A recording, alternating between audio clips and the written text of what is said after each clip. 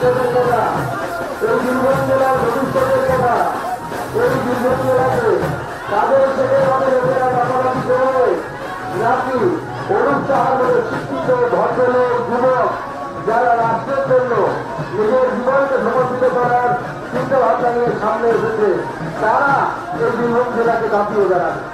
অর্থাৎ 23 লক্ষ ভোট পেলে ভারতীয় জনতা পার্টি জয়লাভ করতে লোকসভা নির্বাচনে বেশিরভাগ সিটে।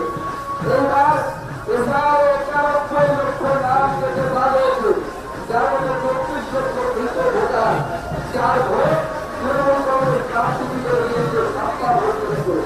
এবার নির্বাচন কমিশন এমন তৃণমূল কংগ্রেসের কথা বাকি পর্যন্ত পুজো করতে পারবে না, বাকি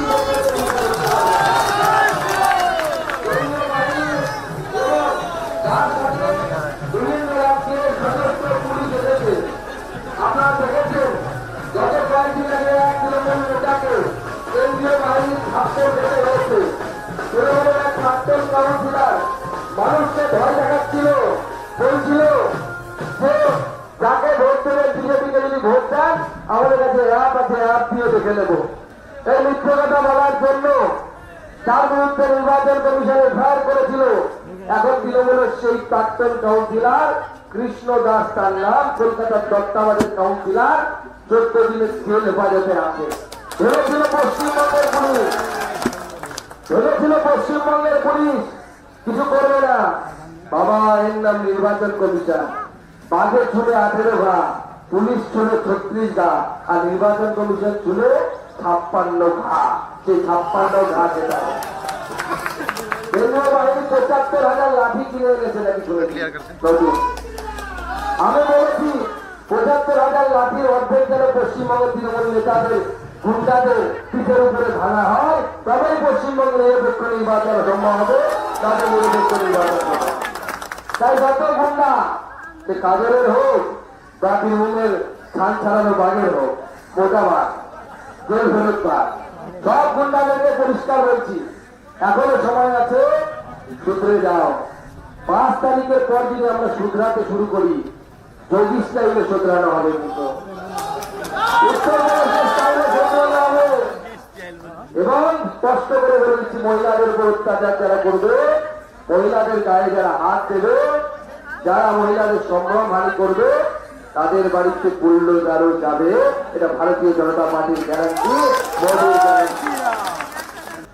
এখন হয়তো আপনাদের বুঝতে অসুবিধা হতে পারে, 30 বছর পর এই ভোটে যদি আমরা ভুল করি, 30 বছর পর পশ্চিমবঙ্গ পশ্চিম বাংলাদেশ হবে, কেউ আটকাতে পারবে না।